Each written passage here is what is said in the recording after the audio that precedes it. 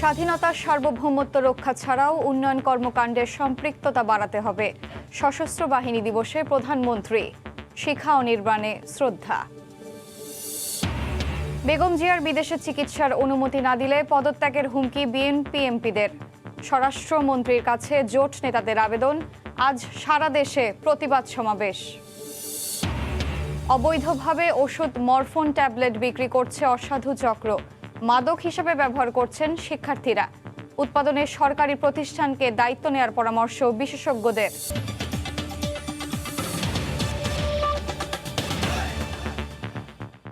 ভোরের সময় সঙ্গে আছি আমি এশা হুসেইন। স্বাধীনতার সার্বভৌমত্ব রক্ষার পাশাপাশি সশস্ত্র বাহিনীকে উন্নয়ন কর্মকাণ্ডে সম্পৃক্ততা বাড়ানোর আহ্বান জানিয়ে প্রধানমন্ত্রী শেখ হাসিনা বলেছেন, মুক্তিযুদ্ধের চেতনায় গঠিত সশস্ত্র বাহিনী বাংলাদেশের অহংকার। বিকেলে সশস্ত্র বাহিনী দিবস উপলক্ষে সংবর্ধনা অনুষ্ঠানে গণভবন থেকে ভার্চুয়ালি যুক্ত হয়ে তিনি আরও বলেন, অত্যাধুনিক যুদ্ধাস্ত্র সংযোজনের মাধ্যমে সক্ষমতা বেড়েছে তিন বাহিনীর। রোববার সকালে ভাবগাম্ভীর্যের মধ্য দিয়ে শুরু হওয়া সশস্ত্র বাহিনী দিবসের বিকেলে রীতি অনুযায়ী সেনাকুঞ্জে বর্ণাঢ্য সংবর্ধনার আয়োজন করা হয়। জাতীয় সঙ্গীত বাজিয়ে রাষ্ট্রীয় সালামে অভিবাদন জানানো হয় গণভবন থেকে ভার্চুয়াল মাধ্যমে যুক্ত প্রধানমন্ত্রী শেখ হাসিনাকে। সেনাকুঞ্জ প্রান্ত থেকে সরকার প্রধানকে সম্মান জানান স্পিকার শিরিন শারমিন চৌধুরী সহ তিন বাহিনী প্রধান ও সংশ্লিষ্টরা। প্রতিরক্ষা মন্ত্রী শেখ হাসিনা তার বক্তব্যে তিন বাহিনীর উন্নয়নে গেল এক যুগের অগ্রযাত্রা তুলে ধরেন। একটা দীর্ঘমেয়াদী পরিকল্পনার মাধ্যমে সশস্ত্র বাহিনীর আধুনিকায়ন, সম্প্রসারণ ও উন্নয়নের কাজ করে যাচ্ছি। গত 13 বছরে আমরা আমাদের সশস্ত্র বাহিনীর আধুনিকায়নের ক্ষেত্রে যথেষ্ট অগ্রসর হয়েছি। আমরা সন্ত্রাসবাদ ও সহিংস উগ্রবাদের বিরুদ্ধে জিরো টলারেন্স নীতি গ্রহণ করেছি। বর্তমান বিশ্ব শান্তি প্রতিষ্ঠায় আমরা আবার সর্বোচ্চ শান্তিরক্ষী প্রদানকারী দেশ হিসেবে গৌরবের স্থানটি ধরে রাখতে সক্ষম হয়েছি। প্রতিরক্ষার পাশাপাশি বাংলাদেশের সশস্ত্র বাহিনী আর্থসামাজিক উন্নয়নেও জোরালো ভূমিকা পালন করছে বলেও উল্লেখ করেন সরকার প্রধান। দেশের সার্বভৌমত্ব রক্ষার পাশাপাশি উন্নয়নমূলক কাজে অবদান রেখে দেশের গৌরব সমুন্নত রাখতে পারেন, আমি সেটাই বিশ্বাস করি। 21 শতকের চ্যালেঞ্জ মোকাবিলায় প্রতিরক্ষা বাহিনীতে কর্মরত দায়িত্বশীলদের আরও উপযোগী হয়ে গড়ে ওঠারও আহ্বান জানান প্রধানমন্ত্রী শেখ হাসিনা। সশস্ত্র বাহিনী আমাদের জাতির অহংকার। দেবাশিস রায়, সময় সংবাদ, ঢাকা। এর আগে শিখা অনির্বাণের স্বাধীনতা যুদ্ধে আত্মোৎসর্গকারী সশস্ত্র বাহিনীর সদস্যদের স্মৃতির প্রতি শ্রদ্ধা জানান রাষ্ট্রপতি ও প্রধানমন্ত্রী। এ সময় সরকার প্রধান বলেন, সবার সম্মিলিত প্রচেষ্টায় অর্জিত বাংলাদেশ কখনো ব্যর্থ হতে পারে না।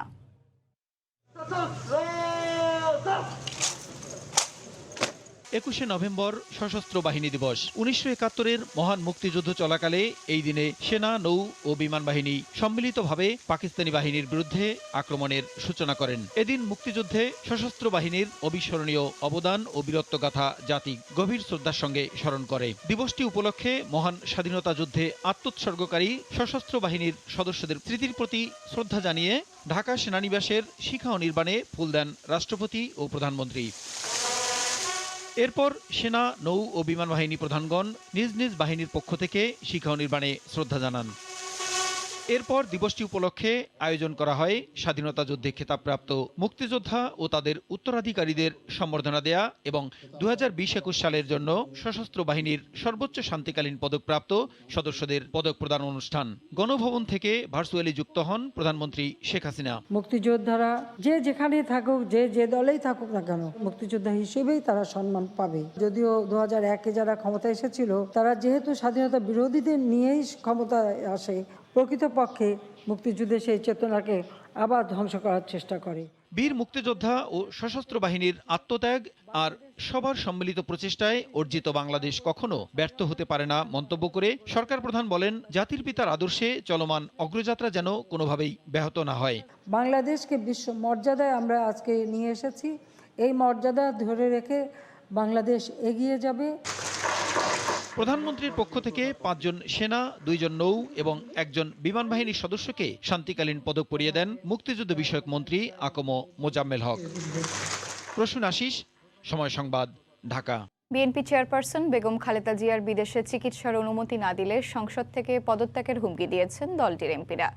সকালে সংসদ ভবনের সামনে মানববন্ধনে অংশ নিয়ে তারা বলেন, প্রধানমন্ত্রীর নির্বাহী আদেশের মাধ্যমে বেগম জিয়ার বিদেশে চিকিৎসা সম্ভব।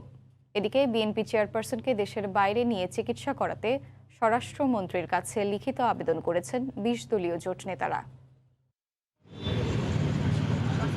হাসপাতালে চিকিৎসাধীন বিএনপি চেয়ারপারসন বেগম খালেদা জিয়াকে বিদেশে পাঠিয়ে চিকিৎসার দাবিতে গত কয়েক সপ্তাহ ধরেই লাগাতার কর্মসূচি পালন করছে বিএনপি। এরই ধারাবাহিকতায় রোববার পূর্ব ঘোষণা অনুযায়ী জাতীয় সংসদ ভবনের সামনে মানববন্ধনে অংশ নেন বিএনপির সংসদ সদস্যরা। বিএনপি এমপিরা অভিযোগ করে বলেন, ৪০১ ধারা নয়, সরকারের রাজনৈতিক প্রতিহিংসা বেগম জিয়ার বিদেশে চিকিৎসা পাওয়ার ক্ষেত্রে প্রধান অন্তরায়। ওনার যদি কিছু হয় তার পুরো দায়ভার কিন্তু এই সরকারকে নিতে হবে। সরকার ইচ্ছে করলে নির্বাহী আদেশের মাধ্যমে তাকে দেশের বাইরে অন্তপক্ষে সুচিকিৎসার জন্য পাঠাইতে পারে।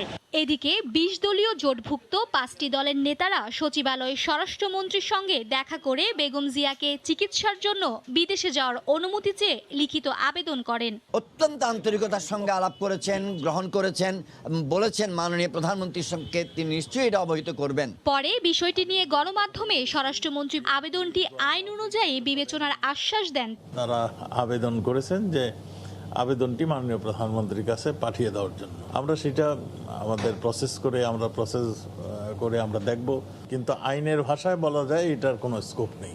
তারা যদি ওই জায়গাটাতে একটা বিশৃঙ্খল পরিস্থিতি সৃষ্টি করেন তাহলে কিন্তু আমাদের আইন শৃঙ্খলা বাহিনী যথাযথ ব্যবস্থা নেবেন। গত ১৩ই নভেম্বর থেকে রাজধানীর এভারকেয়ার হাসপাতালে চিকিৎসাধীন বেগম জিয়া। তিনি শারীরিক নানা জটিলতায় ভুগছেন। মার্জিয়া মুমু, সময় সংবাদ, ঢাকা। ব্যথানাশক ওষুধ মরফিন ট্যাবলেট উৎপাদন থেকে শুরু করে ব্যবহারে রয়েছে ওষুধ প্রশাসন ও মাদকদ্রব্য নিয়ন্ত্রণ অধিদপ্তরের বিধিনিষেধ। ওষুধটি মাদক হিসেবেও তালিকাভুক্ত করা হয়েছে, অথচ খোলা বাজারে অবৈধভাবে অক্সিমরফিন ট্যাবলেট বিক্রি করে আসছে অসাধু চক্র। চক্রের ২ সদস্যকে রাজধানী থেকে গ্রেফতারের পর গোয়েন্দারা বলছেন, কয়েকটি বিশ্ববিদ্যালয় এবং কলেজের শিক্ষার্থীদের মধ্যে মাদক হিসেবে ওষুধটির ব্যাপক ব্যবহার তাদের নজরে এসেছে। বুলবুল রেজা রিপোর্ট। তীব্র ব্যথানাশক হিসেবে ব্যবহার করা হয় মরফিন ট্যাবলেট। তবে এর ব্যবহারে রয়েছে ওষুধ প্রশাসন ও মাদক নিয়ন্ত্রণ অধিদপ্তরের কিছু বিধিনিষেধ। চিকিৎসকের পরামর্শে শুধুমাত্র লাইসেন্সধারীরাই সুনির্দিষ্ট রোগীর কাছে বিক্রি করতে পারবেন ওষুধটি, অথচ খোলা বাজারেই পাওয়া যাচ্ছে, মিলছে বিভিন্ন ওষুধের দোকানে। অবৈধভাবে অক্সিমরফিন ট্যাবলেট খোলা বাজারে বিক্রির দায়ে 2 জনকে গ্রেফতার করেছে গোয়েন্দা পুলিশ। তাদের কাছ থেকে উদ্ধার করা হয়েছে 20,000 ট্যাবলেট। দীর্ঘদিন ধরেই একটি চক্র মিটফোর্ড কেন্দ্রিক ওষুধের বাজারে চড়া মূল্যে বিক্রি করে আসছিল ওষুধটি। অক্সিমরফিনের 20 পিস ট্যাবলেটের দাম 400 টাকা হলেও 2 থেকে 2,500 টাকায় বিক্রি করত চক্রটি। গোয়েন্দারা বলছেন, মাদক হিসেবে বিশ্ববিদ্যালয় শিক্ষার্থীদের মধ্যে মরফিনের চাহিদা বেশি। যশোর, পিরোজপুর এদিকে বেশ কয়েকটা জায়গাতে আমরা পেয়েছি যেখানে এগুলোর বহুল ব্যবহার হচ্ছে। এইটার যে বাজার মূল্য রয়েছে বা প্যাকেট খুচরা মূল্য রয়েছে তার চেয়ে অনেক বেশি দামে তারা বিক্রি করছিল, কারণ জিনিসটা সহজলভ্য নয় এবং খোলা বাজারে বিক্রি করা নিষিদ্ধ। তো নিষিদ্ধ জিনিস পেতে তারা বেশি খরচ করতে রাজি আছে। বিশেষজ্ঞরা বলছেন, এটি ইউফোরিক ড্রাগ, মস্তিষ্কে প্রচণ্ড আনন্দের অনুভূতি তৈরিকারক। ওষুধটি উৎপাদনে সরকারি প্রতিষ্ঠানকে দায়িত্ব নেওয়ার পরামর্শ এই বিশেষজ্ঞের। রেগুলেটরি বডিকে আরেকটু সক্রিয় হতে হবে, শক্তিশালী হতে হবে। এসেনশিয়াল ড্রাগস কোম্পানি, যেটা সরকার নিয়ন্ত্রিত প্রতিষ্ঠান, তাদের মাধ্যমে যদি ওষুধটা তৈরি হয় এবং নিয়ন্ত্রিত উপায়ে বিপণনটা হয়, বাইরে থার্ড পার্টির হাতে এটা যাওয়ার সুযোগটা তখন কমে যাবে। ইয়াবার বিকল্প হিসেবে ব্যবহৃত হচ্ছে এমন কিছু ওষুধের খোঁজ পাওয়ার কথাও জানিয়েছে গোয়েন্দারা। বুলবুল রেজা, সময় সংবাদ, ঢাকা। দুর্নীতি ও ভোগান্তির অপবাদ ঘুচিয়ে সাধারণ মানুষের সেবা প্রাপ্তির প্রাণকেন্দ্র হয়ে উঠছে ইউনিয়ন ডিজিটাল সেন্টার, যেখানে জন্ম সনদ পেতে ছুটতে হয় না চেয়ারম্যানের পেছনে, দিতে হয় না ঘুষ। দালালের তদবির ছাড়াই মেলে সব সেবা। উচ্চগতির ইন্টারনেট সুবিধায় প্রায় 500 সরকারি সেবা বাড়িতে বসেই পাচ্ছেন গ্রামের মানুষ। শুধু কি তাই, এই সেন্টারে তথ্য কিংবা নাগরিক সেবা দিয়ে মাসে লাখ টাকাও আয় হচ্ছে অনেকের। শরীফ রুবেলের ছবিতে শুভ খানের রিপোর্ট। 10 বছর আগেও 70ঊর্ধ্ব বীর মুক্তিযোদ্ধা SM কামরুজ্জামানের কাছে ইউনিয়ন পরিষদ ছিল শুধুই দালালদের আখড়া। সেবা পেতে ঘুষ বাণিজ্য ছিল নিত্যকার চিত্র। পারতপক্ষে ইউনিয়ন পরিষদের দরজা মারাতেন না কেউ। অথচ ডিজিটালাইজেশনের আওতায় আসার পর বদলে গেছে দৃশ্যপট। জাতির এই শ্রেষ্ঠ সন্তান জানালেন, ভাতা বিষয়ক তথ্য মন্ত্রণালয়ে পাঠাতে বাড়তি টাকা তো দূরে থাক, কোনো ফি পর্যন্ত নেননি কর্মীরা। আগে যখন আমরা ইনামজারি কেস করতে যেতাম তখন দালাল ধরে যেতে হতো 10,000 12,000 করে টাকা লাগতো আর কি। শুধুমাত্র 1150 টাকাতে আমার খারিজ কমপ্লিট হয়ে গেছে। জন্মসনদ থেকে শুরু করে হাসপাতালের তথ্য, মোবাইল ব্যাংকিং সেবা থেকে শুরু করে চাকরির আবেদন, ডিজিটাল প্ল্যাটফর্মে সব সেবা মিলছে মুহূর্তের মধ্যেই। বিদেশ থেকে পাঠানো অর্থ কিংবা প্রতিবন্ধী ভাতা তোলা যাচ্ছে এজেন্ট ব্যাংকিং থেকে। উপকারভোগীরা জানালেন, গ্রামীণ জীবন কতটা সহজ করেছে এই ডিজিটাল সেন্টার। দাঁড়িয়ে থাকা লাগতো, সেটা এখন হচ্ছে না। নগদে হওয়াতে সুবিধা হয়েছে, যে কোনো টাইমে মোবাইলে আসলে জিয়া ভাইয়ের কাছে পাওয়া যাচ্ছে বা অন্য জায়গার কাছে পাওয়া যাচ্ছে। ডিজিটাল বাংলাদেশের সুফল দেশের কোনায় কোনায় পৌঁছাতে 2010 সালে যাত্রা শুরু হয় ইউনিয়ন ডিজিটাল সেন্টারের। বর্তমানে সারা দেশে এই সেন্টারের সংখ্যা প্রায় 8,000। গড়ে প্রতি মাসে এখান থেকে সেবা নিচ্ছেন প্রায় 1 কোটি মানুষ। এখন পর্যন্ত 16,000 শিক্ষিত স্বল্প শিক্ষিত বেকারের দুঃখ ঘুচিয়ে তাদেরকে উদ্যোক্তার পরিচয় দিয়েছে ডিজিটাল সেন্টার। বিভিন্ন সেবা দিয়ে মাসে 5,000 থেকে 2 লাখ টাকা পর্যন্ত আয় করছেন তারা। 25-30 হাজার টাকা আয় হয়। আর গোটা এই আমাদের যে ডিজিটাল রুমে মোটামুটি 1,20,000 এরকম আয় হয় মাসে।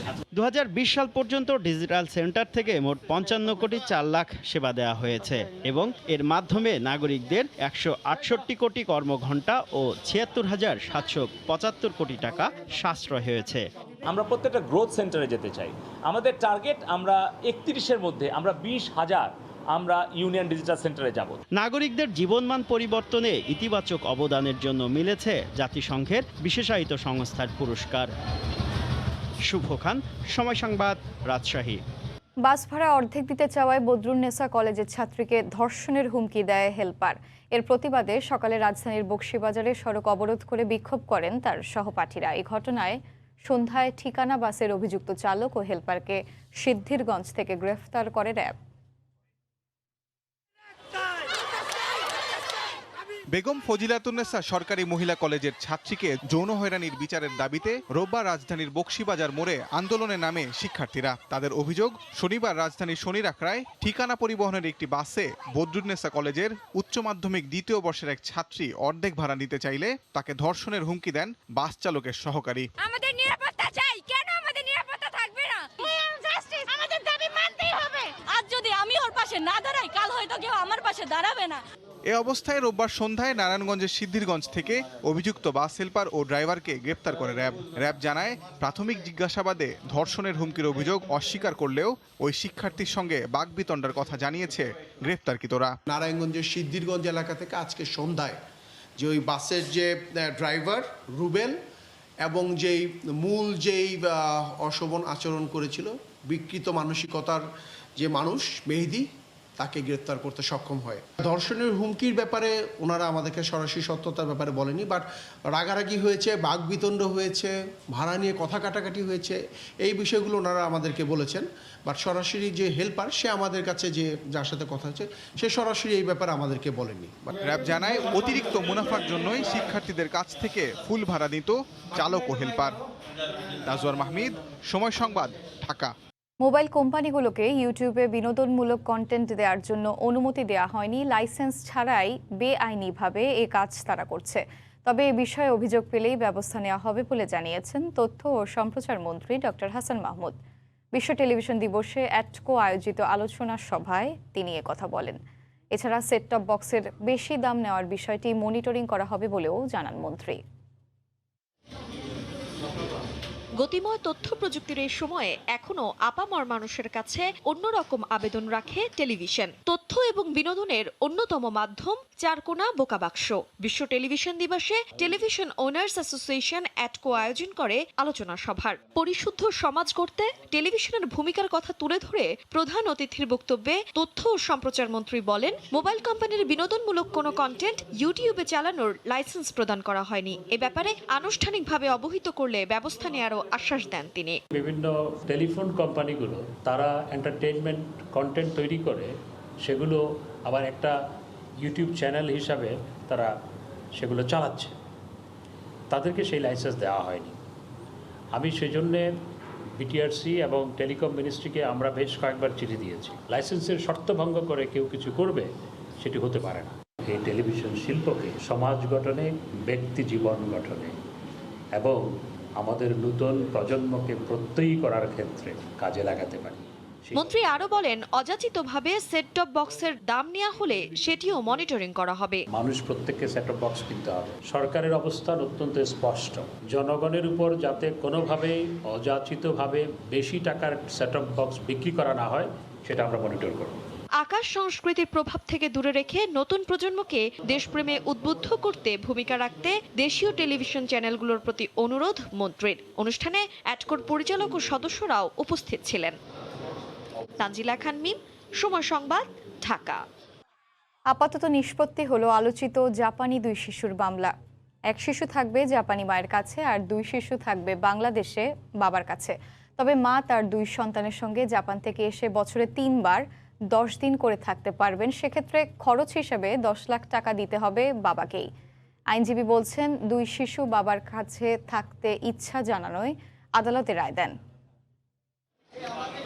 জাপানি 2 শিশু কার কাছে থাকবে এ নিয়ে গত 3 মাস ধরে চলছিল আইনি লড়াই। জাপানি মা, বাংলাদেশি বাবা কেউ কাউকে ছাড় দিতে নারাজ। এ নিয়ে কয়েক দফা সমঝোতা বৈঠক হলেও তাও ভেস্তে গেছে। সপ্তাহে 3 দিন বাবা, 4 দিন মা, এভাবে করেও সুরাহা হয়নি।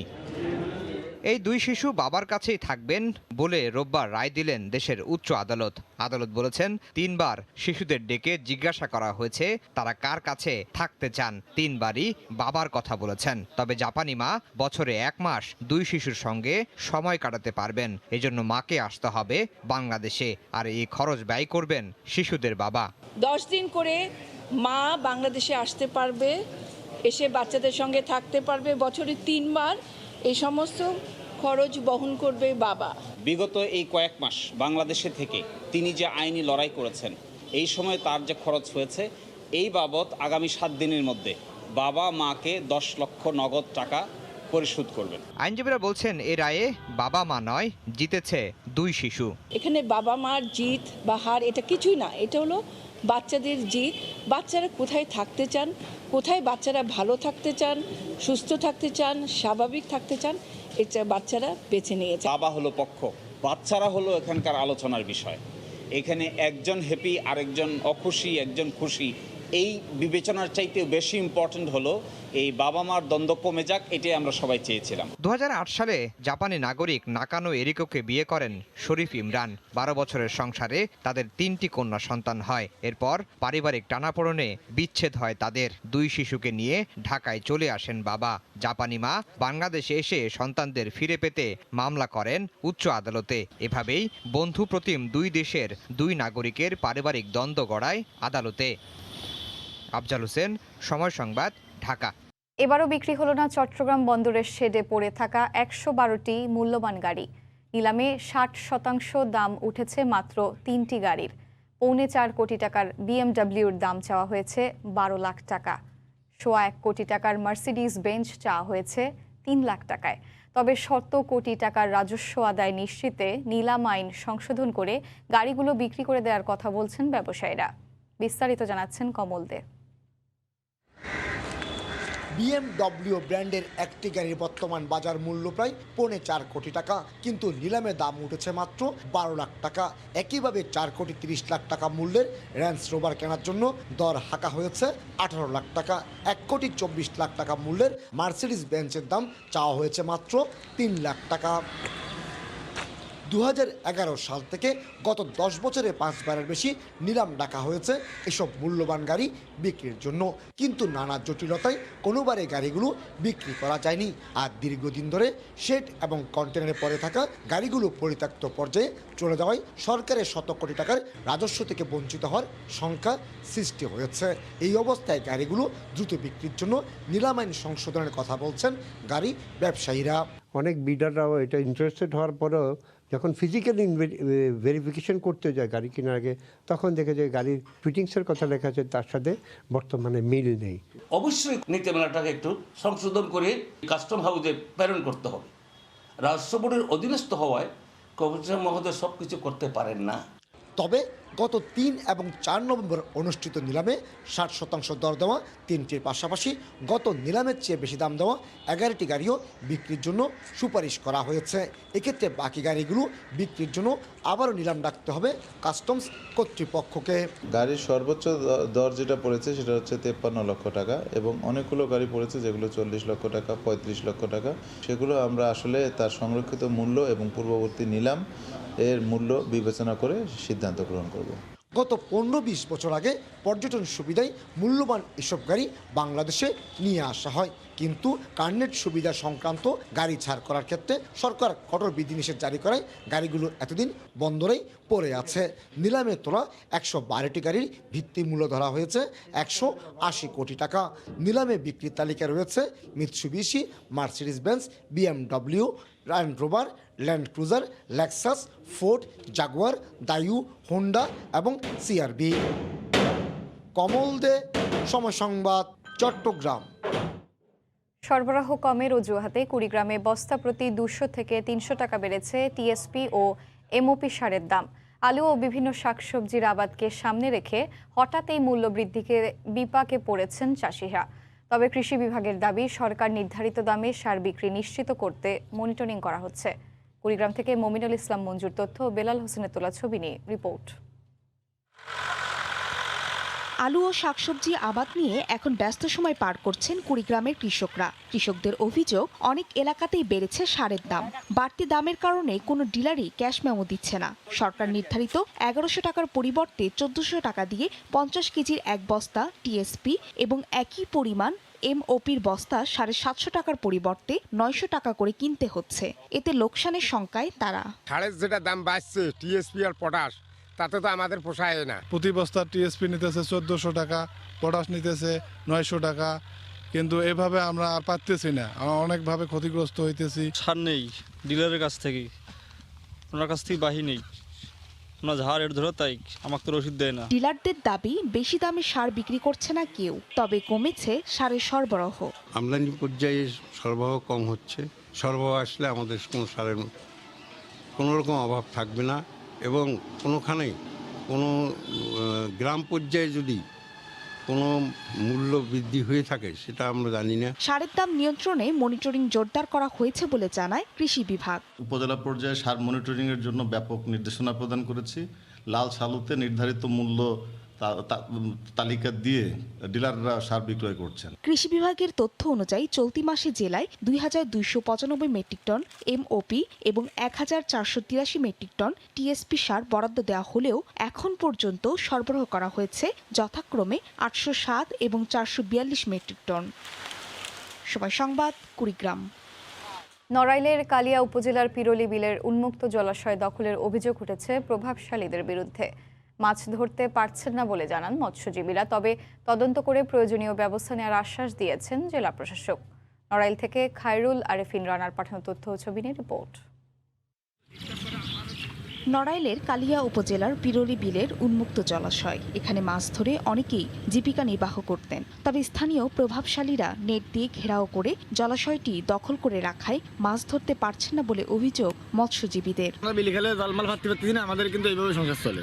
কয়েকজনে আটকায় রাখে, কেউ খাতি দিচ্ছে না, মারতে দিচ্ছে না, নামতে দিচ্ছে না। এধারে গেড়ে আসছে ধরো মিজানুররা, এধারে আমাকে সাবিরা গেড়ে, আবার এধারে আকরামরা ইকরাম ভৈরা কে গেড়ে। আমরা এর প্রতিকার চাই যাতে সাধারণ মানুষ সবাই মাছ মাইরে খাক। সমস্যা সমাধানে প্রশাসনের হস্তক্ষেপ কামনা করেছেন স্থানীয় জনপ্রতিনিধি। চেয়ারম্যান হিসেবে আমার যতটুকু দায়িত্ব এবং কর্তব্য উপরের কর্মকর্তাকে জানানে, আমি অবশ্যই সেটুকু জানাইছি এবং সবাইকেই জানাইছি, কিন্তু ভালো কোনো ফলাফল আসেনি। দখলকারীদের বিরুদ্ধে প্রয়োজনীয় ব্যবস্থা নেওয়া হবে বলে জানিয়েছেন জেলা প্রশাসক। এসিল্যান্ড এবং মৎস্য বিভাগ যাওয়ার পরে ওখানে মোবাইল কোর্ট হবে এবং এটি উন্মুক্ত করা হবে। এই নেটিং পদ্ধতি এখানে থাকবে না, সবাই যাতে মাছ শিকার করতে পারে। উপজেলা কৃষি বিভাগের তথ্য মতে বিলের 100 হেক্টর অংশ দখলদারদের কবলে। সময় সংবাদ, নড়াইল। শিমুলিয়া বাংলা বাজার নৌপথে গত ৮ নভেম্বর সীমিত ফেরি চালু হলেও দুর্ভোগ লাঘব হয়নি। তাই বিকল্প হিসেবে পদ্মা সেতু এড়িয়ে শিমুলিয়া থেকে মাঝিরকান্দি রুটে ফেরি চালুর উদ্যোগ নেওয়া হয়েছে। সেই লক্ষ্যে লৌহজং টার্নিংয়ে চলছে ড্রেজিং। বিস্তারিত নাসিরুদ্দিন উজ্জ্বলের রিপোর্টে ছবি তুলেছেন আবু সাইদ। শিমুলিয়া বাংলা বাজার নৌপথে গত 2 সপ্তাহ ধরে সীমিত ফেরি চালু হলেও স্বাভাবিক হয়নি। 4টি ফেরিতে যানবাহন পারাপার করা হচ্ছে শুধু দিনের বেলায়। তাই বিকল্প হিসাবে পদ্মা সেতু এড়িয়ে শিমুলিয়া থেকে মাঝিরকান্দি রুটে ফেরি চালুর আবার উদ্যোগ নেওয়া হয়েছে। সেই লক্ষ্যে লৌহজং টার্নিংয়ে রোববার ড্রেজিং প্রক্রিয়া শুরু হয়েছে। ফেরি চলাচল দীর্ঘদিনেও পুরোদমে চালু না হয় জনদুর্ভোগের পাশাপাশি এখানকার অর্থনীতির উপর প্রভাব পড়েছে। ফেরি আরো বাড়ানো উচিত বা টাইমটা আরো বাড়ানো উচিত। বিপদের তো কোনো শেষ নাই, ফেরি আটকা পড়ে গেলে অথবা অনেক রাত্রে সিরিয়াল ধরা লাগে, সারা রাত অপেক্ষা করা লাগে ফেরির জন্য। সকালে উঠে তারপর আবার ফেরি, এর আগে তো ফেরি নেই। মাঝিরকান্দি যদি চালু হয় তাহলে আমাদের জন্য অনেক সুবিধা হয়। 2টি পয়েন্টে ড্রেজিং সম্পন্ন করে আগামী 1 সপ্তাহের মধ্যে মাঝিরকান্দি রুটে ফেরি চলাচল উপযোগী হবে বলে জানিয়েছেন সংশ্লিষ্টরা। মাঝিরকান্দি আর লৌহজং টার্নিং এ দুটি মিলে লাখখানেক মাটি কাটলে ফেরি সার্ভিস চালু হয়ে যায়। আমরা এখন 5টা ড্রেজার লাগাইছি, তো এই সপ্তাহখানেকের ভিতরে হয়ে যাবে। শিমুলিয়া থেকে মাঝিরকান্দির দূরত্ব 8 কিলোমিটার আর শিমুলিয়া থেকে বাংলা বাজারের দূরত্ব 11 কিলোমিটার। লৌহজং টার্নিংয়ে পদ্মার নাব্য ফেরাতে 50,000 ঘনমিটার বালু অপসারণে এই ড্রেজার বসানো হয়েছে। শরীয়তপুরের জাজিরা থেকে নাসিরুদ্দিন উজ্জ্বল, সময় সংবাদ। নোয়াখালীতে কোম্পানীগঞ্জ উপজেলা আওয়ামী লীগ সভাপতির বাড়িতে হামলার ঘটনায় 2 জনকে আটক করা হয়েছে। পুলিশ জানায়, কোম্পানীগঞ্জের বিভিন্ন এলাকায় অভিযান চালিয়ে আব্দুল হাই ও আব্দুল কাইয়ুম নামে 2 জনকে আটক করা হয়। এ ঘটনার প্রতিবাদে গতকাল দুপুরে নোয়াখালী প্রেস ক্লাবের সামনে মানববন্ধন করেন উপজেলা আওয়ামী লীগের একাংশ। বক্তারা অভিযোগ করেন, হামলার ঘটনায় নেতাকর্মীরা আতঙ্কে রয়েছে। সিসিটিভির ফুটেজ দেখে অপরাধীদের শনাক্ত করে দ্রুত গ্রেফতারের দাবি জানান তারা। পাশাপাশি চলমান কোন্দল নিরসনে দলের শীর্ষ নেতাদের হস্তক্ষেপ কামনা করেন নেতাকর্মীরা।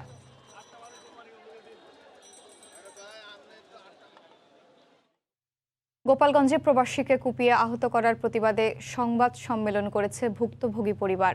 গতকাল সকালে সদরের উর্ফি ইউনিয়ন পরিষদ চত্বরে সংবাদ সম্মেলন করেন প্রবাসী গাজী কামালের বড় ভাই গাজী ওলিয়ার রহমান। এ সময় তিনি অভিযোগ করেন, তার প্রবাসী ভাইয়ের কাছে মানব পাচারকারী দলের সদস্য আরিফ চৌধুরী ও শাওন আহমদ 2 লাখ টাকা চাঁদা দাবি করেন।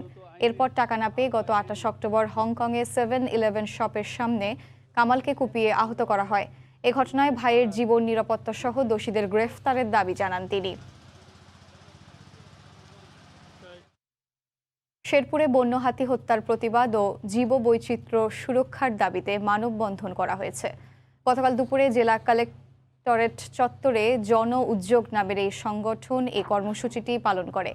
গারো পাহাড়ে 10 দিনের ব্যবধানে 2টি হাতি হত্যার ঘটনায় বক্তারা উদ্বেগ প্রকাশ করেন। অভয়ারণ্য গড়ে তুলে হাতি রক্ষায় কার্যকর পদক্ষেপ গ্রহণের দাবি জানান তারা। পরে এ বিষয়ে জেলা প্রশাসকের কাছে স্মারকলিপি প্রদান করা হয়।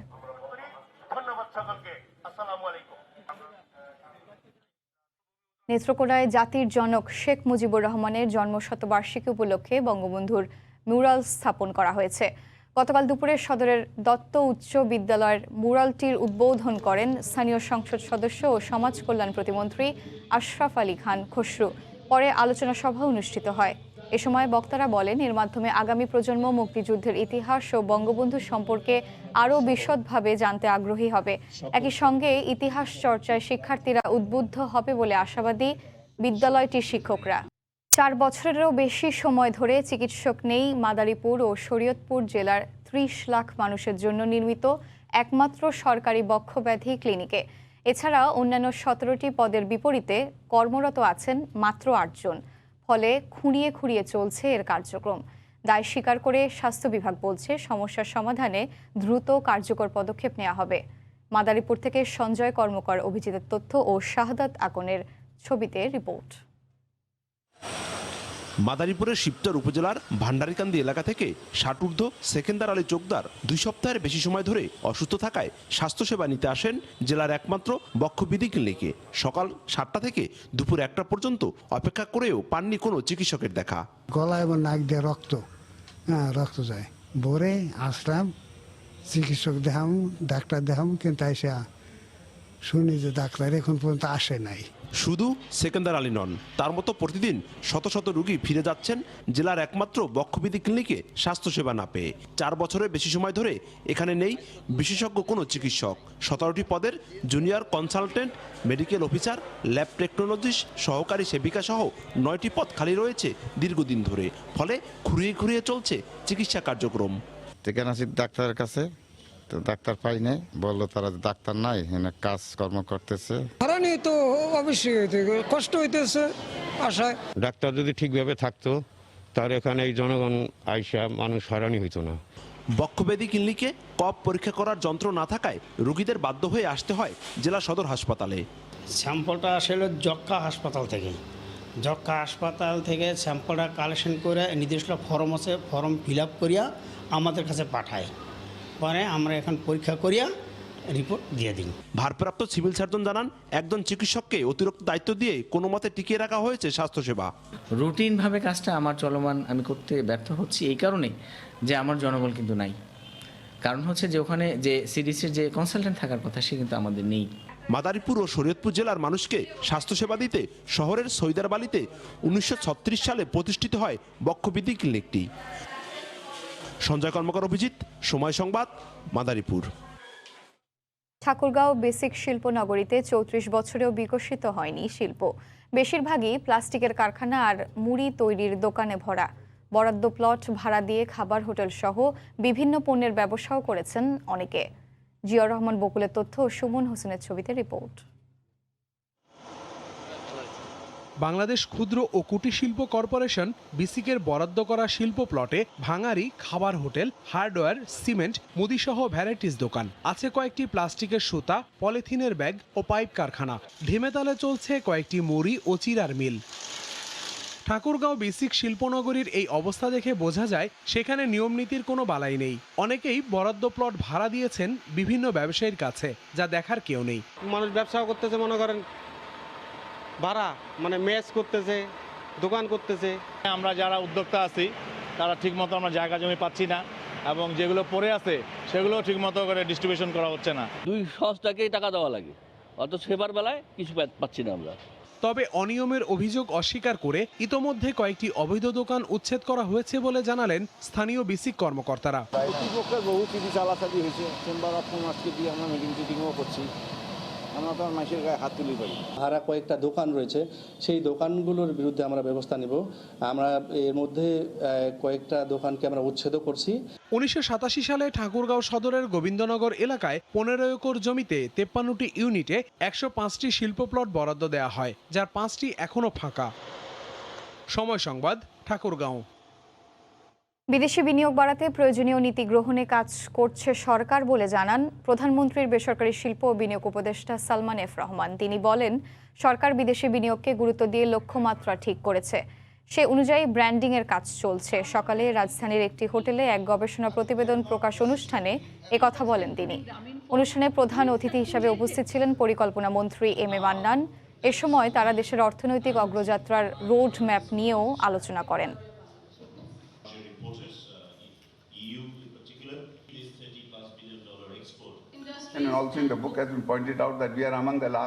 শিল্প প্রতিষ্ঠানগুলোর পলিসির পরিবর্তন করে প্রগতিশীল চিন্তাধারার দিকে ধাবিত হওয়া উচিত। ছোট এবং বড় পরিসরে সমস্যাগুলোকে চিহ্নিত করে তার সমাধানের দিকে মনোযোগ দিতে হবে শিল্প প্রতিষ্ঠানগুলোকে। Statistics which is the size what is going to be of the halal food market. ইউরোপে করোনায় আক্রান্ত প্রথম দেশ ইতালির ব্যবসায়ীরা ঘুরে দাঁড়ানোর চেষ্টা করছেন, কিন্তু নতুন করে সংক্রমণ বাড়ায় শঙ্কায় রয়েছেন তারা। প্রায় 80% মানুষকে টিকা দেয়া হলেও এই আক্রান্তকে অবিশ্বাস্য বলছেন দেশটির নাগরিকরা। রোম থেকে জুমানা মাহমুদের রিপোর্ট। করোনায় প্রথম কোনো ব্যক্তি আক্রান্ত হওয়ার পর ১.৫ বছরেরও বেশি সময় অতিক্রান্ত হয়েছে ইতালিতে। এই সময়ের মধ্যে লকডাউন সহ নানা বিধিনিষেধে বিপর্যস্ত দেশটির ব্যবসায়ীরা। বিধিনিষেধ শিথিলের পর ব্যবসায়ীরা যখন ঘুরে দাঁড়াবার চেষ্টা করছে, তখন নতুন করে সংক্রমণ বৃদ্ধিতে হতাশায় পড়েছেন তারা। আশঙ্কা করছেন রেড জোন ঘোষণারও। আমরা নিম্ন মধ্য ব্যবসায়ীরা যারাই আছি সবাই ঘুরে দাঁড়ানোর চেষ্টা করছি। ক্রিসমাসের সময় যদি হলুদ জোন থাকে তাহলে হয়তো আমরা আমাদের ব্যবসার এই ধারাবাহিকতা রাখতে পারবো। যদি রেড জোন চলে আসে তাহলে আমরা ক্ষতির সম্মুখীন হব। বিপুল সংখ্যক নাগরিকদের 2 ডোজ টিকা দেওয়ার পরও সংক্রমণ বৃদ্ধিকে ইতালিয়ানরা বলছেন অবিশ্বাস্য ঘটনা। 80% মানুষ ভ্যাকসিন দেয়া শেষ হলে নাকি স্বাভাবিক জীবনে ফিরে যেতে পারবো, সরকার এমনটাই বলেছিল। এখন তো বুস্টার ডোজ দেয়া হচ্ছে, তারপরেও কেন এমন অবস্থা কিছুই বুঝতে পারছি না। এদিকে দেশব্যাপী গ্রিন পাস বিরোধী আন্দোলনের মধ্যেই বাস, মেট্রো, সিনেমা হল, রেস্টুরেন্ট এবং কর্মস্থলে আরও কড়াকড়ি আরোপ করা হয়েছে। গ্রিন পাস বিরোধী আন্দোলনকারীরা বলছেন নতুন করে কোনো গ্রিন পাস কিংবা ভ্যাকসিন নেবেন না তারা। এদিকে বড়দিন উপলক্ষে রাজধানী রোম সহ বেশ কয়েকটি শহরকে হলুদ জোনের আওতায় আনা হবে বলে জানিয়েছে স্বাস্থ্য মন্ত্রণালয়। রোববার পর্যন্ত ইতালিতে 2 ডোজ টিকা দেওয়া হয়েছে 4,56,71,000 মানুষকে, যা মোট জনসংখ্যার শতকরা 77.03%। ইতালির ব্যবসায়ীরা যখন লকডাউন পেরিয়ে ঘুরে দাঁড়াচ্ছিল, ঠিক তখনই করোনা সংক্রমণ বৃদ্ধিতে তাদেরকে আবারও ভাবিয়ে তুলছে। আবার যদি রেড জোন ঘোষণা করা হয় তাহলে নতুন করে আবারও ক্ষতির শিকার হবেন তারা। ইতালির রোম থেকে জুমানা মাহমুদ, সময় সংবাদ। নওগাঁর পৌর পাইকারি বাজারে বেড়েছে শীতকালীন সবজির সরবরাহ, ফলে দামও ক্রয় ক্ষমতার নাগালে রয়েছে। সবজি বেচাকেনার খবর জানাতে এই মুহূর্তে সেখানে আছেন সহকর্মী এমআর রকি। আমরা সরাসরি চলে যাচ্ছি তার কাছে। রকি। ধন্যবাদ এশা। সব ধরনের সবজির সরবরাহ কিন্তু ব্যাপক আমরা লক্ষ্য করছি, এবং শীতের সবজির সরবরাহ যত বেড়েছে, দরের জায়গাটা কিন্তু গেল সপ্তাহের ব্যবধানে প্রতি কেজিতে 10 থেকে 15 টাকা পর্যন্ত এখানে আমরা কম দেখতে পাচ্ছিলাম। বিশেষ করে শীতের যেসব সবজি, ফুলকপি, পাতাকপি, সিম, মূলা, এই জাতীয় সবজির সরবরাহটা কিন্তু এখন অনেকটাই বেশি এই পাইকারি আড়তগুলোতে আসছে, এবং প্রান্তিক চাষিরা তাদের সবজি তুলে আনার পর কিন্তু একটা প্রত্যাশিত দরের জন্য কিন্তু এই হাটগুলোতে ভিড় করেন। তবে আমরা যে বিষয়টি এখানে দেখতে পাচ্ছি যে গেল সপ্তাহের ব্যবধানে কিন্তু যেভাবে 10 থেকে 15 টাকা বা 20 টাকা পর্যন্ত পাইকারি আড়তে দর কমেছে, অন্যদিকে কিন্তু খুচরা বাজারের প্রভাবটা খুবই কম। বিশেষ করে ফুলকপি এখানে আমরা লক্ষ্য করছি প্রতি পিস বিক্রি হচ্ছিল 35-40 টাকা পর্যন্ত গেল 5-6 দিন আগে। সেই ফুলকপি কিন্তু এখন বিক্রি হচ্ছে 25 থেকে 20 টাকা সর্বোচ্চ, পাতাকপি এরকম 20 থেকে 25 টাকা সর্বোচ্চ দরে। তবে চাষিরা যে বিষয়টি বলছেন যে এবছর কিন্তু তাদের উৎপাদনের ক্ষেত্রে অনেকটাই বাড়তি দর গুনতে হয়েছে, বাড়তি খরচ হয়েছে।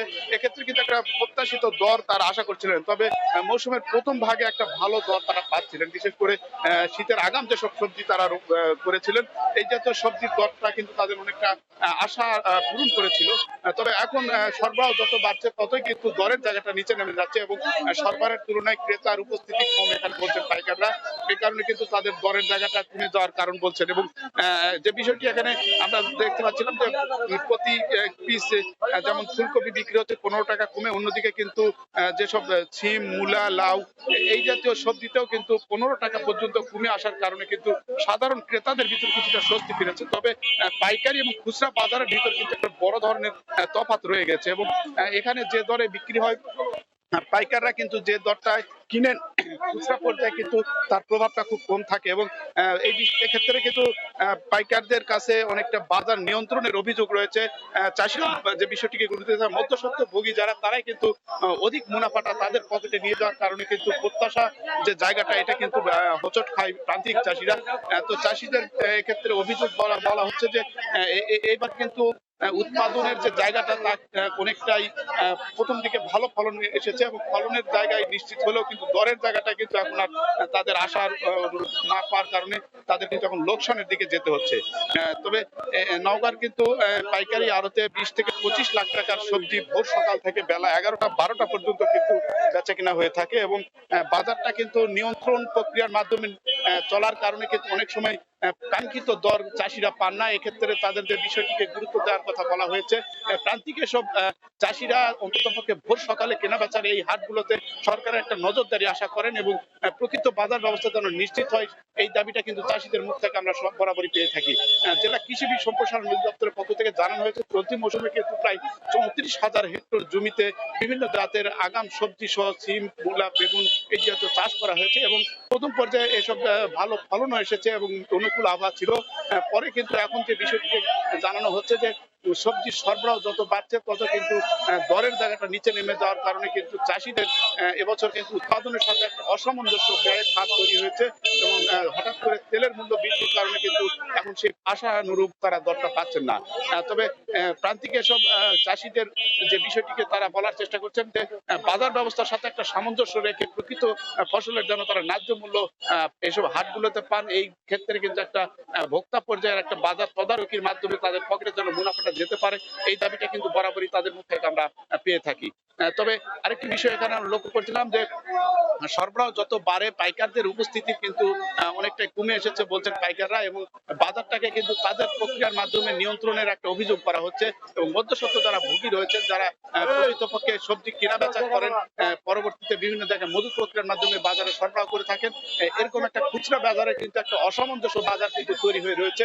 ফলে কিন্তু পাইকারির এই আড়তগুলো থেকে কিছু দূরে হয়তো শহরের হাটগুলোতে কিন্তু বাজারের একটা 15 থেকে 20 টাকা পর্যন্ত একটা ফারাক এখানে আমরা লক্ষ্য করছিলাম এবং এই জায়গাগুলোতে নিশ্চিত করার জন্য কিন্তু সবসময় তারা চাষিদের মুখ থেকে কিন্তু দাবি করে আসছেন যে খুচরা এবং পাইকারি বাজারের এই অনিয়ন্ত্রিত বাজার ব্যবস্থা নিশ্চিতের মাধ্যমে প্রকৃত উপকার যেন সুফলটা যেন কৃষকরা পায় এবং প্রকৃত ক্রেতারা পায়, এমন কথা কিন্তু চাষি এবং ক্রেতাদের মুখ থেকে পাচ্ছিলাম। তো এই ছিল নওগাঁর পাইকারি হাটে সবজি বেচা কেনার খবর আমার কাছে। নওগাঁ থেকে আমাদের সঙ্গে সরাসরি যুক্ত ছিলেন সহকর্মী এমআর রকি। ক্রেতা বিক্রেতাদের হাঁকে ডাকে সরগরম পিরোজপুরের পাড়েরহাট মৎস্য অবতরণ কেন্দ্র। মিলছে সামুদ্রিক ও স্থানীয় হরেক রকমের মাছ, সরবরাহ ভালো থাকায় দামও কম। এই মুহূর্তে সেখানে আছেন রিপোর্টার জিয়াউল হক জিয়া। আমরা সরাসরি চলে যাচ্ছি তার কাছে। জিয়া,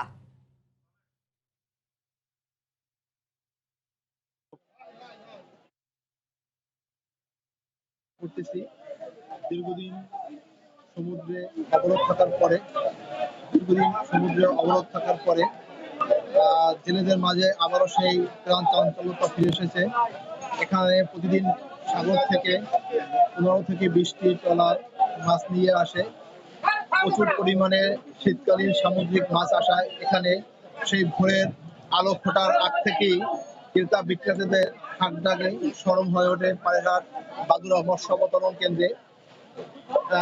পাড়েরহাট বাদুরা মৎস্য অবতরণ কেন্দ্রে তো এখানে শীতকালীন যে বিভিন্ন মাছ প্রতিদিন আসে, দূর দূরান্ত থেকে পাইকাররা এখানে মাছ কিনতে আসে। পিরোজপুর সহ পিরোজপুরের আশেপাশে জেলা থেকেও এখানে মাছ কিনতে আসে।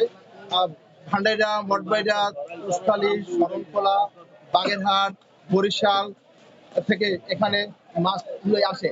এখানে শীতের যে মরমা মাছ, এখানে মরমা মাছ, লইট্টে মাছ, মেঘ মাছ, মোসন মাছ, বিভিন্ন ধরনের যে সামুদ্রিক মাছগুলি এখানে আসে। এই যে এখানে স্থানীয় যে উৎপাদনকারী যে ঘেরের মাছ সেগুলি এখানে আসে। তো এখানে দূর দূরান্ত থেকে যে পাইকাররা আসে, এখানে যে সমুদ্রের যে মাছটা, সাগরের মাছটার চাহিদার বেশি, এই মাছটা ঢাকা সহ চিটাগাং বিভিন্ন জায়গায় এই মাছটা যায়।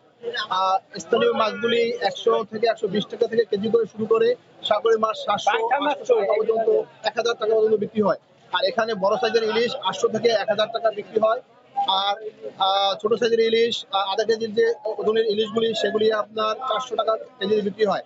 আর মেড মাছ, মুসন মাছ, আইল মাছ, এই যে মাছগুলি এগুলি 600 থেকে 700 টাকা কেজি দিয়ে বিক্রি হয়।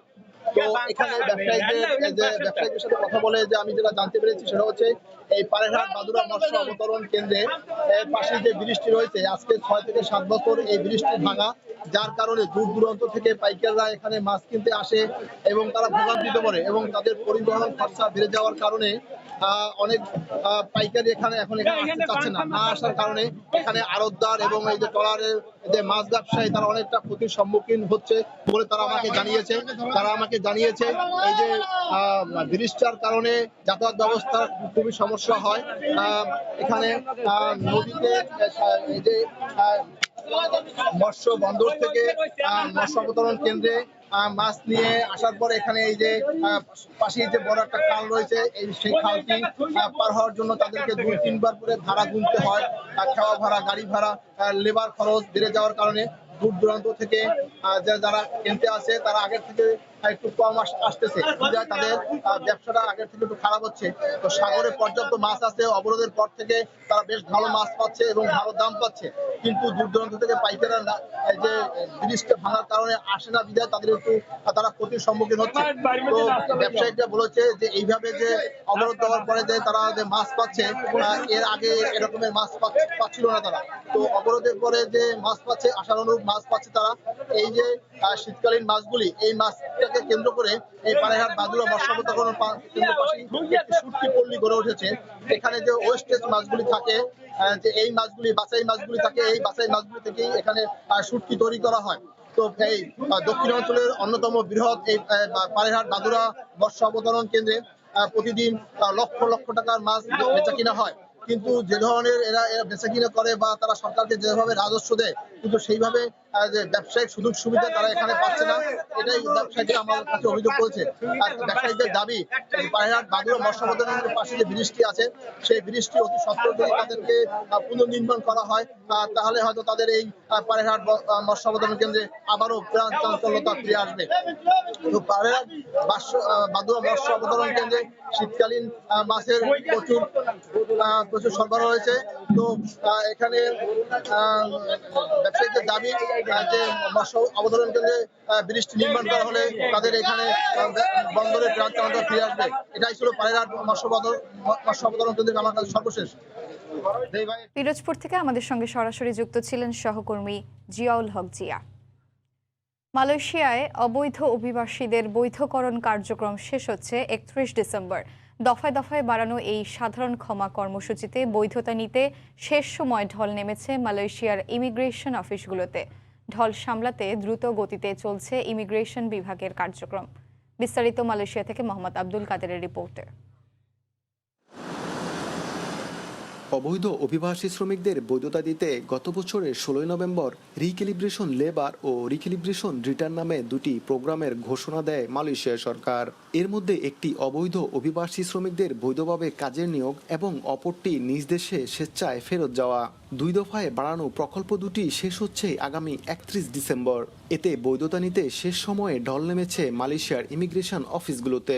এই সহজ সুযোগ হাতছাড়া করতে চান না দেশটিতে থাকা অবৈধ প্রবাসী বাংলাদেশিরা। দিতে পারি ইনশাআল্লাহ, সামনে দেশে যাওয়ারও ইচ্ছা আছে, যে বাপ মার মুখ দেখতে পাবো। এভাবে অব্যাহত থাকে তাহলে আশা করা যায় খুব দ্রুতই এখানে যারা অবৈধ আছে তারা এখানে লিগ্যাল হবে আর কি। এখন যারা অবৈধ আছে মালয়েশিয়ায়, তারা অতি শীঘ্র ইমিগ্রেশনের আওতায় এসে ফিঙ্গারপ্রিন্ট করে বৈধ হওয়ার সুযোগ গ্রহণ করবে। করোনা ভাইরাসের সংক্রমণের কারণে মালয়েশিয়া ইমিগ্রেশনের কার্যক্রম কিছুটা ধীরগতি থাকলেও এখন দ্রুতগতিতেই চলছে কার্যক্রম। অবৈধ কর্মীদের নির্মাণ, উৎপাদন, চাষ ও কৃষি এই 4টি খাত ছাড়াও হোলসেল ও রিটেল, রেস্তোরাঁ, কার্গো এবং পরিষেবার জন্য বৈধতার ঘোষণা দেয় সরকার। একই সাথে মালয়েশিয়ায় বসবাসরত অবৈধ অভিবাসীরা চাইলে শর্ত সাপেক্ষে নিজ দেশে ফিরে যেতে পারবেন বলেও জানানো হয়। এদিকে অনুমতি না থাকার কারণে বর্তমানে যেসব অবৈধ প্রবাসী বিভিন্ন সময়ে চলা অভিবাসন বিভাগের ধরপাকড় অভিযানে আটক হয়ে কারাগারে রয়েছেন, তারা কর্তৃপক্ষের অনুমতিতে অভিবাসন আইনের নিয়ম মেনে বৈধতা গ্রহণ করতে পারবে। রিক্যালিব্রেশন প্রোগ্রামে এখনো পর্যন্ত 4 লাখেরও বেশি অনিবন্ধিত অভিবাসী অংশ নিয়েছেন। এর মধ্যে 1.5 লাখ তাদের নিজ নিজ দেশে ফিরে যাওয়ার সিদ্ধান্ত নিয়েছেন এবং 2.5 লাখ বৈধ হওয়ার জন্য নিবন্ধন করেছেন। মোহাম্মদ আব্দুল কাদের, সময় সংবাদ, সেলাঙ্গোর ইমিগ্রেশন, মালয়েশিয়া। শীত বাড়ার সাথে সাথে ইউরোপের অনেক দেশেই বাড়ছে করোনা আক্রান্তের সংখ্যা। সংক্রমণ রুখতে ইতোমধ্যে অস্ট্রিয়ায় আরোপ করা হয়েছে লকডাউন। ফ্রান্সে লকডাউনের মতো কঠোর বিধিনিষেধ আরোপের চিন্তা নেই বলে জানিয়েছে সরকার। এদিকে সংক্রমণ বাড়ায় শঙ্কায় রয়েছেন প্রবাসী বাংলাদেশিরা। ফ্রান্স থেকে বিস্তারিত জানাচ্ছেন লুৎফুর রহমান বাবু। শীত বাড়ার সাথে সাথে ইউরোপে হু হু করে বাড়ছে করোনায় আক্রান্তের সংখ্যা। জার্মানি একদিনে আক্রান্ত হয়েছেন 60,000 মানুষ, আর ফ্রান্সে গেল 24 ঘন্টায় আক্রান্ত হয়েছেন 23,000 মানুষ। দেশটিতে এখন গড়ে প্রতিদিন আক্রান্ত হচ্ছেন 16,000-এরও বেশি মানুষ। এদিকে করোনার প্রকোপ বাড়ায় ইউরোপের অনেক দেশেই লকডাউনের মতো কঠিন বিধিনিষেধ আরোপ করা হয়েছে। ইতিমধ্যেই অস্ট্রিয়ায় লকডাউন আরোপ করা হয়েছে, আর ইউরোপের অন্যান্য দেশেও এ নিয়ে চিন্তাভাবনা চলছে। তবে ফ্রান্সে লকডাউনের মতো কঠোর বিধিনিষেধ আপাতত আরোপ করা হবে না বলে সরকারের তরফ থেকে জানানো হয়েছে। এদিকে অস্ট্রিয়ায় লকডাউনের বিরুদ্ধে সাধারণ মানুষজন আন্দোলন করছেন। ফ্রান্সে করোনা সংক্রমণ রুখতে সরকারের তরফ থেকে সব ধরনের পদক্ষেপ নেওয়া হচ্ছে বলে জানানো হয়েছে। আর যারা এখন পর্যন্ত ফ্রান্সে করোনার ভ্যাকসিন গ্রহণ করেননি তাদেরকে ভ্যাকসিন নেওয়ার জন্য আহ্বান জানিয়েছেন দেশটির প্রেসিডেন্ট ইমানুয়েল ম্যাক্রন। ফ্রান্সে এখন পর্যন্ত করোনার প্রথম ডোজের ভ্যাকসিন গ্রহণ করেছেন 76% মানুষ, আর দ্বিতীয় ডোজের করোনার ভ্যাকসিন গ্রহণ করেছেন 70% মানুষ। আর বয়স্কদের জন্য চালু করা হয়েছে বুস্টার ডোজও। শীত বাড়ার সাথে সাথে ফ্রান্সে করোনার প্রকোপ বাড়ায় ভয় আর শঙ্কা কাজ করছে সাধারণ ফরাসিদের পাশাপাশি প্রবাসী বাংলাদেশিদের মনের মাঝেও। ফ্রান্স প্যারিস থেকে মোহাম্মদ লুৎফুর রহমান বাবু, সময় সংবাদ। সংযুক্ত আরব আমিরাতের অন্যতম শহর শারজাহ সিটি, সেখানকার শারজাহ বিশ্ববিদ্যালয় এলাকার সৌন্দর্য উপভোগ করতে দূর দূরান্ত থেকে ছুটে আসেন প্রবাসী বাংলাদেশিরা। আবুধাবি থেকে ফিরে কাতার প্রতিনিধি আনোয়ার হোসেন মামুনের তথ্য ছবি নিয়ে রিপোর্ট। সংযুক্ত আরব আমিরাতের অন্যতম দৃষ্টিনন্দন শহর শারজাহ সিটি, সেখানকার নান্দনিক এলাকা শারজাহ বিশ্ববিদ্যালয় প্রাঙ্গণে সাজানো গোছানো রাস্তাঘাট, দোকানপাটের নির্মাণ শৈলী ও মনোরম পরিবেশ দেখে চোখ জুড়িয়ে যায়। বিশ্ববিদ্যালয় এলাকা ঘুরে দেখতে দূর দূরান্ত থেকে ছুটে আসেন অসংখ্য পর্যটক। উন্নত অবকাঠামোর এই শহরের সৌন্দর্যে মুগ্ধ প্রবাসী বাংলাদেশিরাও। দীর্ঘ 1 বছর যাবত আছি এখানে, আমরা মোবাইল শপ কাজ করতেছি, তো এখানে আসে মোটামুটি পর্যটকরা আসে। শারজাহ ইউনিভার্সিটি এবং আমেরিকান ইউনিভার্সিটি সংরক্ষিত এরিয়াটাকে এত সুন্দর করে তৈরি করেছেন, যে কোনো পর্যটক আসলে তারা যথেষ্ট সুন্দর এবং দৃষ্টিনন্দন এরিয়া পর্যবেক্ষণ করতে পারেন। তো আমিও পর্যবেক্ষণের জন্য এখানে এসেছি, যদিও আমি দুবাই থাকি, কিন্তু আমি এখন শারজাহ এসেছি এই সকল এরিয়াগুলো পরিদর্শন করার জন্য। এখানে এখন অনেকগুলো দৃষ্টিনন্দন করেছে, সবগুলো বিল্ডিং নতুন হয়েছে, এখানে অনেক কিছু মানুষ ভিজিটে আসতে আছে, সবগুলো দেখতে আছে। দোকানদারগুলো অনেকগুলো দোকানগুলো আসবে, অনেক রেস্টুরেন্ট অনেক, তারপরে এখানে আরও অনেক কিছু দেখার মতো অনেক কিছু আছে এখানে। মধ্যপ্রাচ্যের পারস্য উপসাগরীয় দেশগুলোর মধ্যে আমিরাতের পর্যটক ভিসা সহজ হওয়ায় সবচেয়ে বেশি পর্যটক ভিড় জমান মধ্যপ্রাচ্যের এই দেশটিতে। সময় সংবাদ, কাতার। পদ্মা সেতু টোল প্লাজা ঘিরে সড়ক নেটওয়ার্ক তৈরির কাজ চলছে। আগেই এক্সপ্রেসওয়ের সাথে সেতুর সড়ক যুক্ত করা ছিল, কিন্তু এখন তা পাল্টে নতুনভাবে সড়ক নেটওয়ার্ক তৈরি করা হচ্ছে। বিস্তারিত জানাতে এই মুহূর্তে সেখানে আছেন সহকর্মী নাসিরুদ্দিন উজ্জ্বল। আমরা সরাসরি চলে যাচ্ছি তার কাছে। উজ্জ্বল, এসা, আপনি যেমনটি বলছিলেন যে এই যে পদ্মা সেতু, স্বপ্নের সেতুকে ঘিরে যে নানা রকম তৎপরতা, তারই কিন্তু একটি অংশ হচ্ছে এই পিছন দিকটা। যদি আমি দেখাতে পারি আপনাকে, যে এখানে কিন্তু একটি সড়ক একেবারে তৈরি ছিল এবং এখানে গোলচত্বর ছিল। এই সেতুতে উঠবার পথে সেই গোলচত্বর অভ্যর্থনা জানাবে এরকমভাবে কিন্তু তৈরি করা ছিল, কিন্তু এই এই এই যে টোল প্লাজা সেটাকে ঘিরে কিন্তু এখানে যারা সড়ক বিশেষজ্ঞ রয়েছেন তারা কিন্তু এইটিকে গ্রহণ করতে পারেননি, কারণ এই টোল প্লাজায় প্রবেশ এবং টোল প্লাজা আর পাশ দিয়ে যে পদ্মা সেতুর বাম প্রান্ত দিয়ে বেরিয়ে যাওয়া, সেই ক্ষেত্রে কিন্তু একটি চ্যালেঞ্জ তৈরি হয় এবং চ্যালেঞ্জ তৈরি হওয়ার কারণেই এই তারা কিন্তু সেই গোলচত্বর ঘুরিয়ে দিয়ে সেখানে নতুন করে প্রশস্ত করে সড়কের নেটওয়ার্ক পাল্টে দেওয়া হয়েছে এবং এটি কিন্তু সোজা একবারে সরাসরি যে টোল প্লাজা সেটার সঙ্গে সম্পৃক্ত হয়েছে। এবং এখানে যারা স্থানীয়রা রয়েছেন বা পদ্মা সেতু যারা কর্মী রয়েছেন তারা কিছুক্ষণ আগে বলছিলেন যে এই যে রাস্তার নেটওয়ার্ক, আগের নেটওয়ার্কে কিন্তু দুর্ঘটনা আশঙ্কা ছিল এবং 2-4টি দুর্ঘটনা ঘটেছেও। এইসব কারণে কিন্তু এটিকে পরিবর্তন করা হয়েছে এবং পদ্মা সেতু যে একেবারে এখন বাস্তবতার দোরগোড়ায় রয়েছে এবং সেটিকে চালু করবার পরে যাতে সড়কের নেটওয়ার্কে কোনো রকম চ্যালেঞ্জ তৈরি না হয়, সেজন্যই কিন্তু সুপার এক্সপ্রেসওয়ে সড়ক সড়ক থেকে পদ্মা সেতুকে যুক্ত করবার ক্ষেত্রে এই নতুন নেটওয়ার্ক তৈরি করা হচ্ছে এবং সেখানে আগের রাস্তা ভেঙে এবং আশপাশে জায়গাগুলো প্রশস্ত করে সেখানে কিন্তু কাজ শুরু করা হয়েছে এবং সেখানে সড়ক বিশেষজ্ঞরা কিন্তু তদারকি করছেন। আপনারা দেখছেন যে পদ্মা সেতুতে উঠবার জন্য যে এই বাম প্রান্ত দিয়ে কিন্তু এই যেই সড়কটি আপনারা দেখতে পাচ্ছেন সেই সড়ক দিয়ে কিন্তু ওই যেই টোল প্লাজা দেখছেন সেখানেই কিন্তু প্রবেশ করবে এবং সেই প্রবেশ পথের জন্য কিন্তু যেই রাস্তাটি রয়েছে 2 লেনের এবং সেখানে সামনে কিন্তু টোল প্লাজা 6টি মেশিন রাখা হয়েছে যে মেশিনগুলো অতিক্রম করে যে যানবাহনগুলো প্রবেশ করবে এবং পদ্মা সেতুর বাম প্রান্তের যে ভায়াডাক্ট রয়েছে সংযোগ সেতু সেই 2 প্রান্ত দিয়ে কিন্তু সড়কে একেবারে পদ্মা সেতুতে প্রবেশ করবে।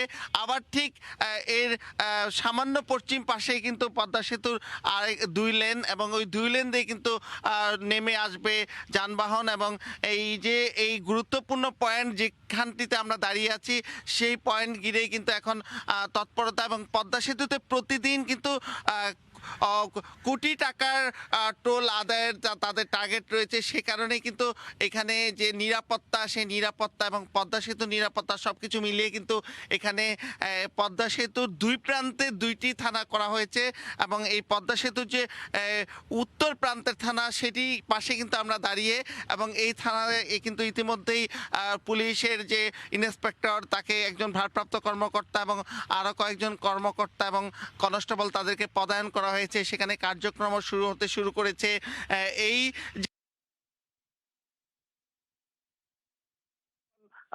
পুরোদমে চলছে এবং পদ্মা সেতু যে সরকার ঘোষণা দিয়েছেন আগামী জুনের আগেই পদ্মা সেতু চালু করবেন সেই টার্গেট নিয়ে কিন্তু এখন সেতুতে কাজ চলছে এবং মূল সেতুর কাজ কিন্তু 95%-এরও বেশি এখন। আর সার্বিক অগ্রগতি সেতু সেটি কিন্তু 89%-এর কাছাকাছি এবং এখানে যে মূল সেতুর কাজ সেখানে কিন্তু একেবারেই শেষ পর্যায়ে কাজ চলছে, কার্পেটিং হচ্ছে সেখানে এবং যে রেলিং এর কাজ সেটি কিন্তু একেবারে শেষ পর্যায়ে এবং মাঝখানে যে 4 লেনের মধ্যে ডিভাইডার রয়েছে মাঝখানে 2 লেন করে সেই ডিভাইডিং হচ্ছে সেখানে এবং যে রেলিং এর কাজ সেটি কিন্তু একেবারে শেষ পর্যায়ে এবং মাঝখানে যে 4 লেনের মধ্যে ডিভাইডার রয়েছে মাঝখানে 2 লেন করে সেই ডিভাইডারের কাজও কিন্তু শেষ পর্যায়ে। এছাড়া কিন্তু এক্সপানশন জয়েন্ট যেটি রয়েছে মূল সেতুর 8টি সেগুলোর কাজও কিন্তু বাকিগুলো চলছে এবং এই আগামী ডিসেম্বরের মধ্যে এই কাজগুলো শেষ হয়ে যাবার কথা রয়েছে এবং এখানকার যে ল্যাম্প পোস্ট যেটি পদ্মা সেতুর একেবারে রেলিংয়ের উপরে যে এখানে স্ট্রিট লাইট বসবে সেগুলোর কিন্তু একটি প্রথম চালানটি বাংলাদেশে এসছে চায়না থেকে এবং সেগুলো তৈরি স্থাপন করবার জন্য এবং পদ্মা সেতুর নিচতলায় যে রেল লাইন সেটি কিন্তু ডাবল যে লাইন সিঙ্গেল গেজ বা একটি ট্রেন যাবে এবং একটি ট্রেন আসবে সেভাবে কিন্তু তৈরি করা, কিন্তু তার দুপাশে কিন্তু পর্যাপ্ত জায়গা রয়েছে। এক পাশে যেটি পূর্ব পাশ সেখানে কিন্তু গ্যাস লাইন স্থাপন করা হচ্ছে যে পদ্মা সেতুর এই উপর দিয়ে কিন্তু দক্ষিণাঞ্চলের কোটি কোটি মানুষ এই গ্যাসে সংযুক্ত হবেন সেভাবে কিন্তু কাজ চলছে। আরেক পাশে কিন্তু সার্ভিস লেন এবং সেই সার্ভিস লেনের ওয়াকওয়ে তৈরির কাজ চলছে এবং এই যে পদ্মা সেতু যে বহুমুখী সেতু সেই সেতুতে কিন্তু হাই স্পিডের ইন্টারনেট লাইন রয়েছে এবং এই সেতু প্রকল্পের আওতায় কিন্তু সেতু থেকে অনেকটা দূরে যেখানে ন্যাশনাল গ্রিডের অগ্রগতি এবং এই সার্বিক অগ্রগতির মধ্যে কিন্তু মূল সেতু কাজের যে অগ্রগতি সেটি অনেকটা এগিয়ে আছে এবং এই সেতু কেন্দ্রিক যে এখানকার আর্থসামাজিক অবস্থা সেটিও কিন্তু বৈপ্লবিক পরিবর্তন ঘটতে যাচ্ছে। তো এই ছিল পদ্মা সেতুর সবশেষ এসা। পদ্মা সেতু টোল প্লাজা ঘিরে সড়ক নেটওয়ার্ক তৈরির কাজ চলছে। মুন্সিগঞ্জ থেকে যুক্ত হয়ে আমাদেরকে সে খবরই জানাচ্ছিলেন সহকর্মী নাসিরুদ্দিন উজ্জ্বল। বাংলাদেশ পাকিস্তান টি-20 সিরিজের খবর। বছরের শেষ টি-20তে মাঠে নামবে বাংলাদেশ ক্রিকেট দল। সিরিজে প্রথম জয়ের খোঁজে থাকা স্বাগতিক একাদশে আসবে বেশ কয়েকটি পরিবর্তন। পারভেজ হোসেন ইমন পাচ্ছেন সুযোগ এই ম্যাচে। অন্যদিকে পাকিস্তানের চোখ সিরিজে হোয়াইট ওয়াশের। মিরপুরে 2 দলের ম্যাচটি শুরু হবে দুপুর 2টায়। বাজে পারফরমেন্সে নিজেদের এক ম্যাচ থেকে আরেক ম্যাচে ছাড়িয়ে যাচ্ছে বাংলাদেশ। একটা জয়ের খোঁজে শেষ ম্যাচে উইকেট যেন নিজেদের পক্ষে থাকে এমন কিছুর প্রচেষ্টা মাঠকর্মীদের। বছরের শেষ টি-20-তে জয় পেলে যে মান বাঁচবে হোয়াইট ওয়াশের লজ্জা থেকেও। টানা 2 দিনে 2 ম্যাচ, শেষ ম্যাচের আগে তাই অনুশীলন করেনি কোনো দল। টিম হোটেলে বাবর আজম, রিয়াদরা বিশ্রাম নিয়েছেন। মোস্তাফিজ শরীফুল ইনজুরিতে, সেই সুবাদে একাদশে অভিষেক হতে পারে পেসার শহীদুল ইসলামের। দলে তৃতীয় পেসার প্রয়োজন হলে খেলানো হতে পারে কামরুল ইসলাম রাব্বিকে। আর সাইফের জায়গায় নিশ্চিত ওপেনার পারভেজ হোসেন ইমন। মাঠে নামার প্রবল সম্ভাবনা রয়েছে ইয়াসির আলী রাব্বির। সিরিজ জিতে পাকিস্তান স্বস্তিতে। শেষ ম্যাচে সাইড বেঞ্চে 2-1 জনকে বাজিয়ে দেখতে পারেন কোচ সাকলাইন মুস্তাক। হোয়াইট ওয়াশেই চোখ পাকিস্তানিদের। মাঠে দর্শক প্রবেশের অনাকাঙ্ক্ষিত ঘটনায় দুদলের খেলোয়াড়দের ম্যাচের আগে করোনা টেস্ট করানো হয়েছে, যেখানে খুশির খবর সকলেরই এসেছে করোনা নেগেটিভ। শেষ টি-20-তে নিশ্চিতভাবেই দলে একাধিক পরিবর্তন আসছে, তবে সেই পরিবর্তন বাংলাদেশের ভাগ্যকে পরিবর্তন করতে পারবে কি? যদি তা পারে তবে তা নিশ্চিতভাবেই চট্টগ্রাম টেস্টের আগে দলকে অনুপ্রেরণা যোগাবে। মিরপুরের হোম অফ গ্রাউন্ড থেকে মেহেদী নাইম, সময় সংবাদ। এ পর্যায়ে শীর্ষ সংবাদগুলো জানিয়ে দিচ্ছি আরেকবার।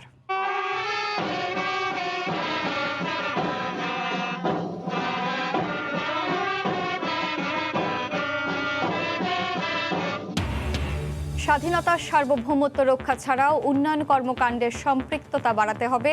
সশস্ত্র বাহিনী দিবসে প্রধানমন্ত্রী। শিখা অনির্বাণে শ্রদ্ধা। বেগম জিয়ার বিদেশে চিকিৎসার অনুমতি না দিলে পদত্যাগের হুমকি বিএনপি এমপিদের। স্বরাষ্ট্রমন্ত্রীর কাছে জোট নেতাদের আবেদন। আজ সারা দেশে প্রতিবাদ সমাবেশ। এবং হোয়াইট ওয়াশ এড়াতে সিরিজের শেষ টি-20-তে আজ পাকিস্তানের মুখোমুখি হবে বাংলাদেশ। দলে যুক্ত হলেন নতুন 2 ক্রিকেটার। এই ছিল ভোরের সময়, সঙ্গে থাকুন সময়।